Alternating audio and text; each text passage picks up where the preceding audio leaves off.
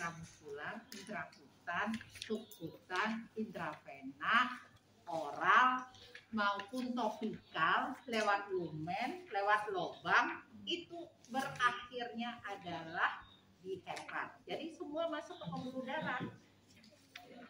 Masuk ke pembuluh darah, masuk sirkulasi, masuk ke hepat, didetoksikasi di hepat ya. Setelah itu baru sampai ke sel targetnya. Kenapa memberikan intravena reaksinya langsung? Karena dia udah langsung di intravenanya. Sedangkan kalau di intramuskular, dia dari intramuskular masuk ke vena dulu. Dari intrakutan masuk ke vena. Benar ya? Kalau dari subkutan juga gitu, perjalanannya beda. Ya, jadi yang membedakan adalah perjalanannya untuk sampai ke intramuskular. Paham ya? Dari lambung juga gitu. Sampai di lambung, pembuluh darah yang ada di lambung akan mereabsorpsinya masuk ke usus kecil dulu, baru masuk ke lambung. Gitu loh. Dari lambung ke usus kecil baru diserap obatnya. Jadi lama. Di lumen juga gitu. Contohnya di anus, kan ada obat yang melalui anus kan? Nah, di situ kan banyak pembuluh darah, diserap di anus. Vagina juga gitu. Masuk obat melalui vagina, umpamanya obat untuk jamur, obat untuk rasa sakit. Nah, di vagina itu kan banyak pembuluh darah, masuk ke situ.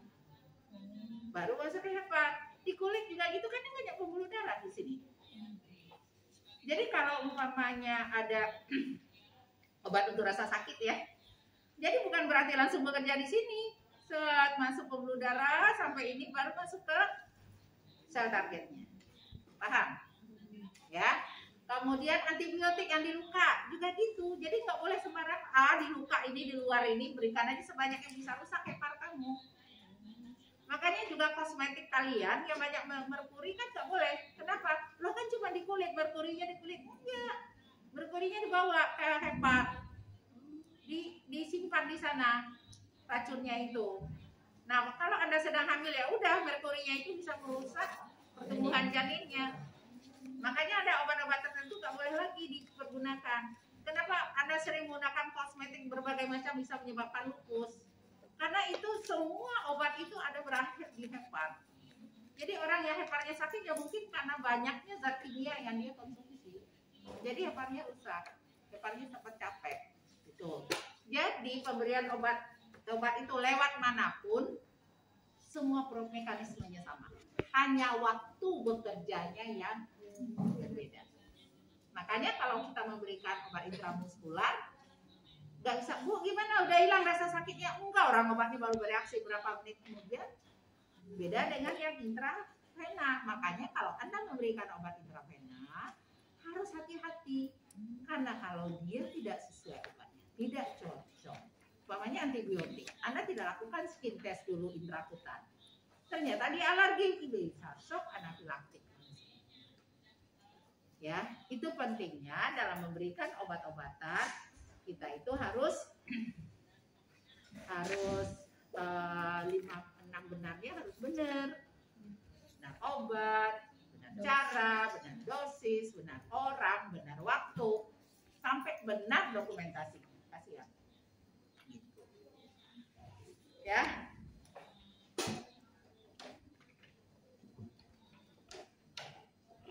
Obat. Responnya siapa ya?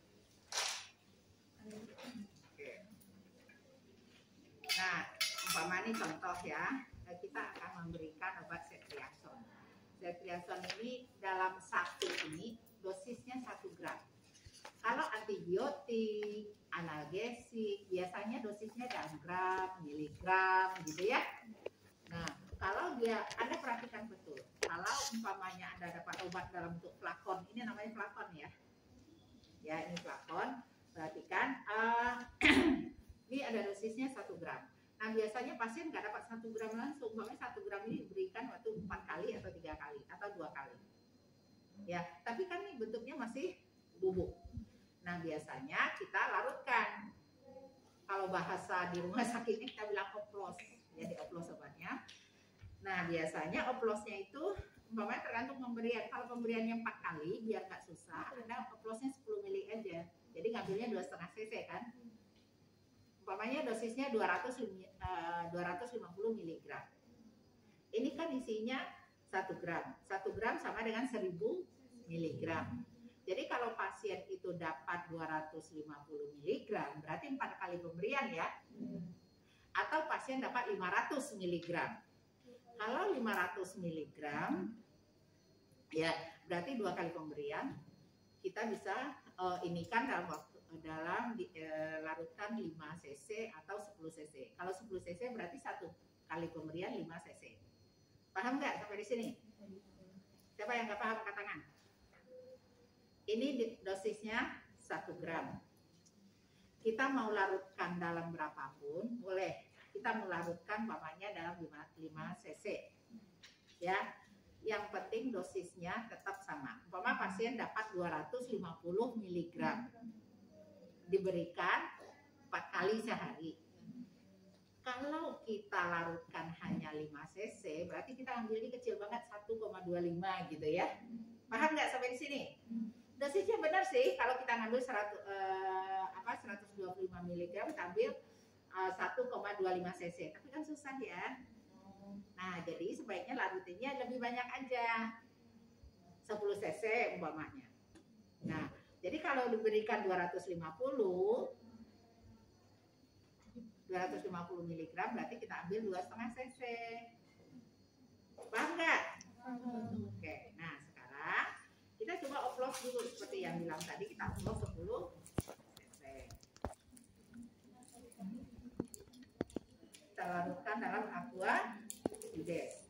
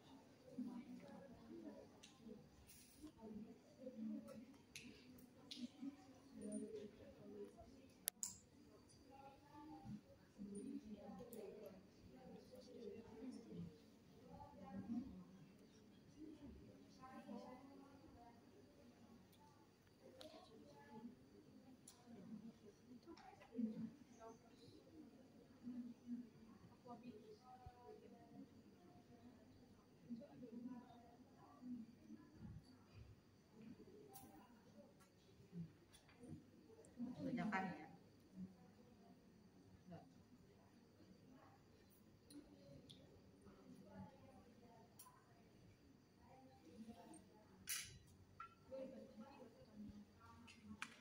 Oke, ngocoknya begini, nggak boleh begini, nggak boleh begini ya, sampai cair. Atau kita juga boleh begini.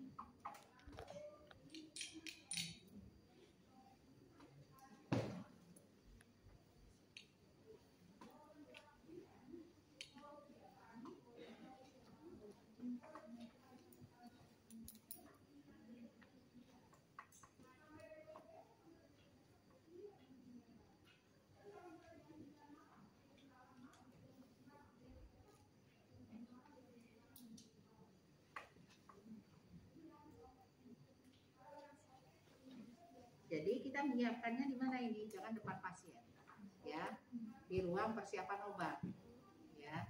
Tapi kita biasanya ini diambilnya di tempat pasien. Kalau enggak sudah ada lemari khusus untuk troli yang khusus isinya adalah obat-obat pasien. Mudah ada nama pasien di sana.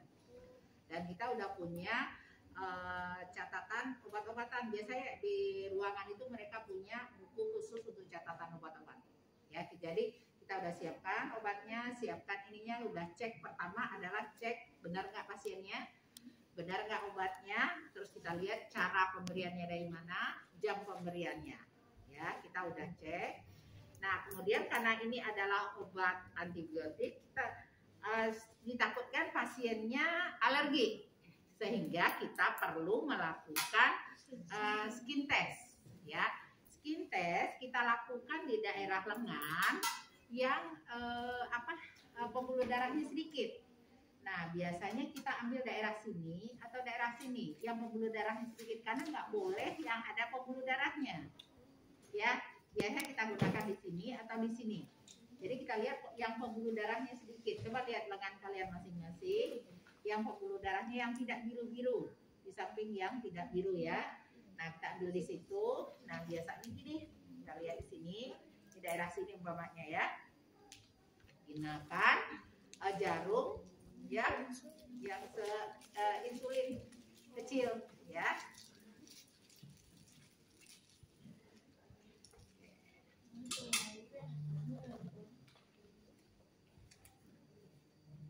Kita biasanya berapa?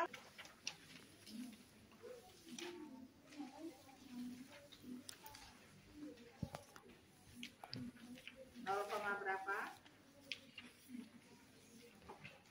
0,05.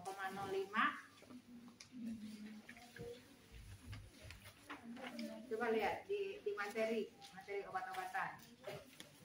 Oke. Ya. Juga dilihat tekniknya begini. Ada prinsipnya intrakutan. Kita melakukan melakukan skin test itu intrakutan ya. Oke. Nah, ini kita buang aja langsung karena setelah disuntik kita nggak perlu lagi mengusap, tidak perlu diusap pakai alkohol ya. Terus kita ini kan, coba tangan teman Anda pegang di sampingnya. Begini lubang jarumnya ke atas ya, selalu ke atas. Kita tarik, terus benar-benar hanya superficial. Ya, superficial sekali sampai jarumnya itu kadang kelihatan sama kita ya, sangat superficial. Kemudian kita tarik, tetap tarik ya, kemudian baru kita masukkan. Nah, setelah itu baru kita kasih tanda lingkaran. Tunggu kurang lebih 1-5 menit lah. Kelihatan kalau merah berarti dia alergi, jangan berikan obat ya. Gitu.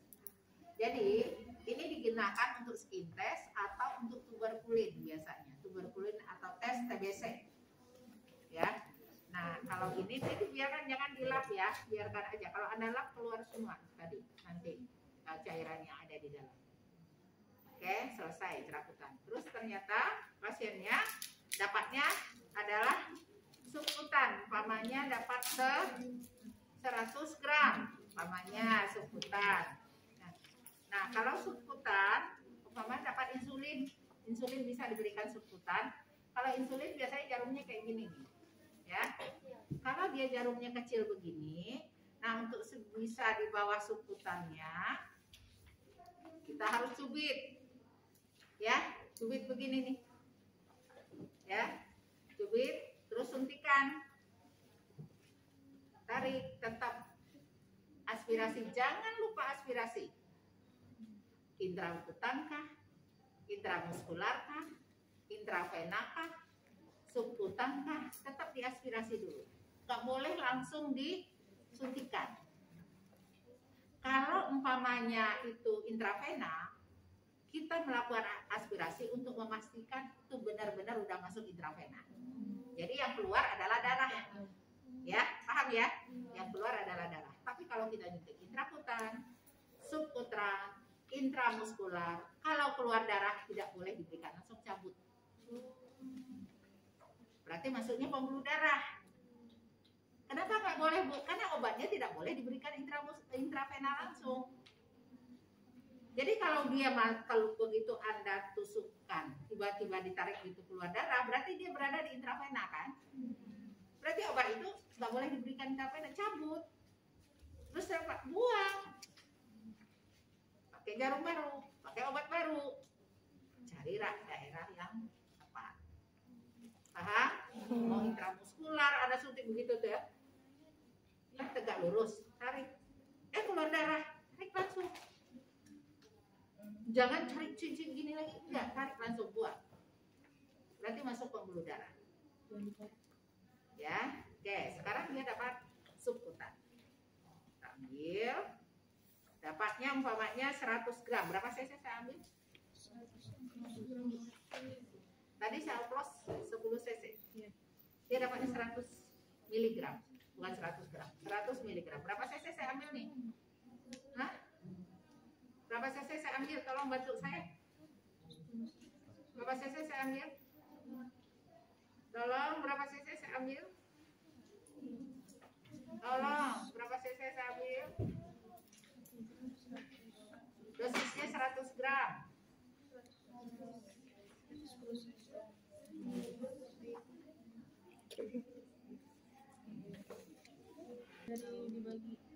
Dari 1000 gram dibagi 100 gram. 1000 gram lagi? Kan isinya 1000 gram nih dalam 10 cc. Jadi 100 gramnya kalau saya butuh hanya 100 gram, 100 miligram. Berapa cc saya ambil? Satu. Harus bisa. Ya nggak bisa tanya temannya. Oke, ya. Kita ambil. Saya mau suntikan subkutan. Ya, subkutan posisinya begini, 45 derajat. Saya tarik, ya, saya masukkan.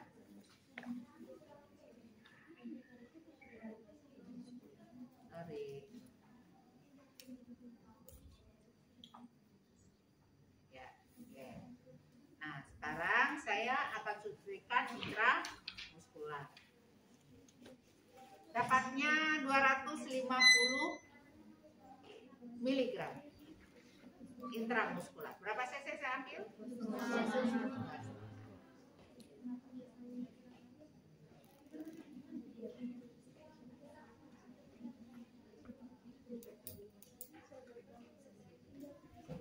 Ingat, selama Anda ngambil ini di sini, usahakan jangan banyak udara di dalam speknya, ya. Kalau ada udara dalam spek, Anda harus keluarkan, ya. Nah, cara mengeluarkannya gini. Nggak ada kapas alkohol ya? Nggak ada kapas alkohol. Oh, maksudnya yang kapas kering gitu. Nah, biasanya teknik mengeluarkannya gini. Apa kira-kira tujuannya? Ini kan banyak udara nih, Mama. Nggak boleh ada udara kan?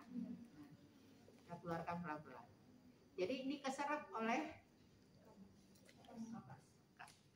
Nah, sekarang saya suntik intramuskular. Saya akan ukur dari sias sampai ke koksidis. Terus saya bagi 3. Ya, ini dari koksidis ke sias. Bagi 3.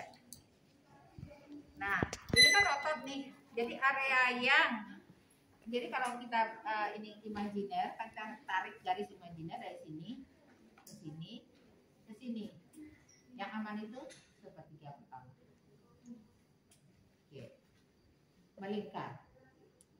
Oke. Tegak lurus. Hah? Kenapa jadi?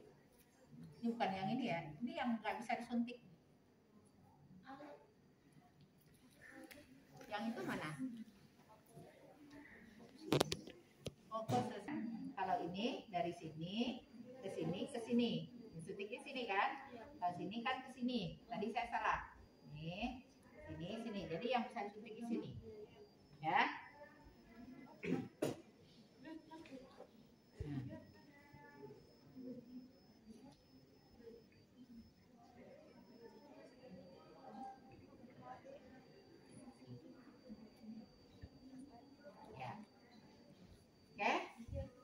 Paham nggak? Tadi saya salah. Oke. Jadi cara mengukurnya garis imajiner dari sias. Tahu sias? Sias? Apa? Sias singkatan apa? Cari sias singkatan apa? Kalau Anda raba, ini Anda itu teraba tulang yang nonjol di sini. Ya. 1, 2, 3. Nah, yang aman itu adalah sepertiga pertama. Ini adalah otak di sini. Paham? Ya, jadi yang kita suntik daerah sini. Oke, berarti intrakutan subkutan sudah. Sekarang intravena. Kalau di seperti ini nih, ini kan robek nih. Kita masih bisa pakai bagian proksimalnya. Tapi kita langsung pakai di sini, robek di sini, yang ini udah nggak bisa pakai lagi karena udah bocor. Demikian juga pada manusia. Jadi Bapak kita mulai dari sini nih, bengkak di sini. Berarti pecah pembuluh darahnya kan? Berarti pembuluh darah yang sekitar di bawah sini udah nggak bisa, yang merupakan jalur dia udah nggak bisa. Tapi kalau kita mulai dari sini, di sininya bengkak, kita bisa masih pakai yang atasnya. Ya, contohnya di sini, ini kan jalur nih, ini bengkak, ini saya masih bisa pakai yang ini. Ya, ini udah sampai robek nih. Ya, ini. Oke, kita mulai. Kita bisa pakai yang ini. Nah biasanya kenapa? Dan yang paling penting kalau kita mau memberikan obat intravena sekalian pasang infus, carinya adalah pembuluh darah yang lurus, ya. Nih, nah ini kan lurus nih. Biasanya di sini pembuluh darah yang digunakan atau yang ini. Prinsipnya lurus. Kenapa? Karena jarum infus itu kan agak panjang berada di dalam, ya. Nah sekarang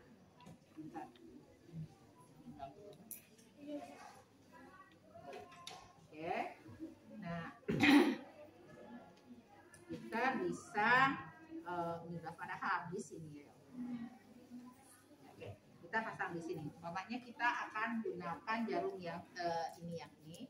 Prinsipnya adalah kita masang torniketnya berapa senti? Hah? 3.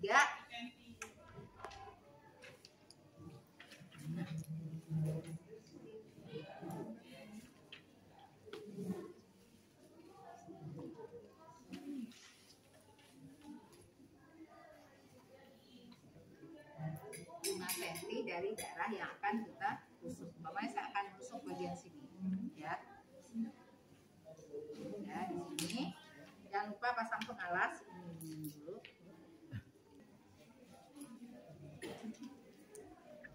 Umpamanya pasien dapatnya 400 mg, nggak ada lagi ya jalannya.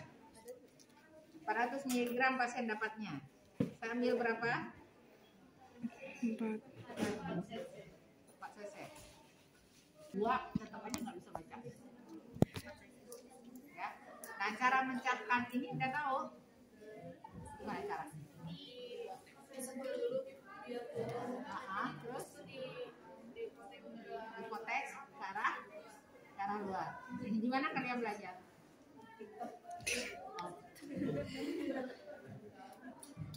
Karena obat-obatan kan belum ya. Ya. Udah kebayang kan?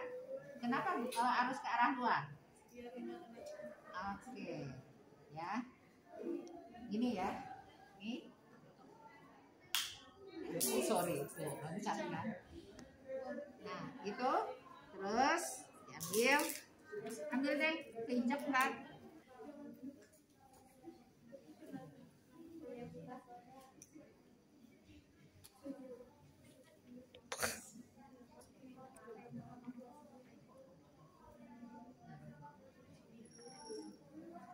Isinya cuma 3 cc.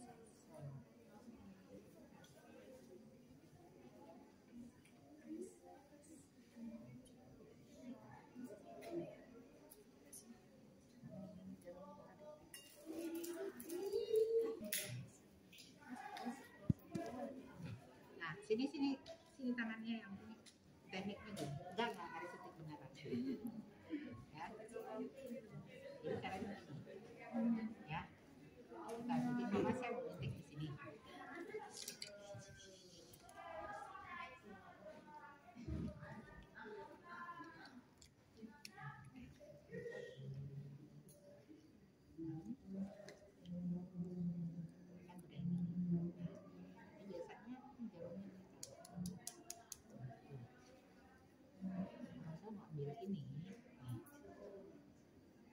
Ya, coba nah ini makin kelihatan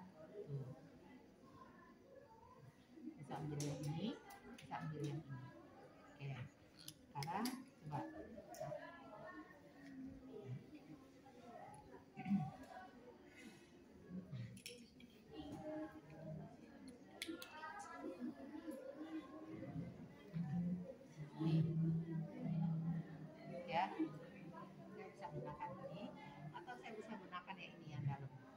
paling gampang di sini. Makanya seringkali ngambilnya langsung di sini, pasti langsung dapat. Ya, oke? Ya, makasih.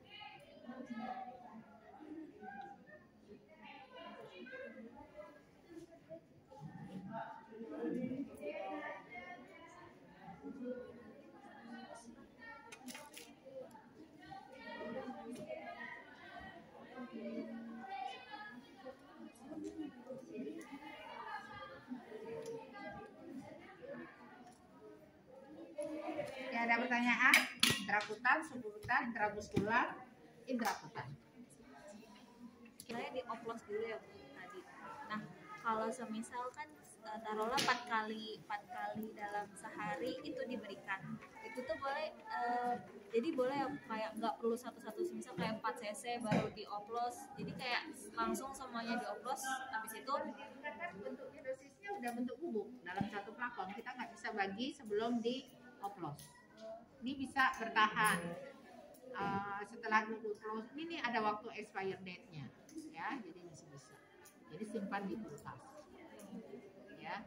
Oke, ada lagi?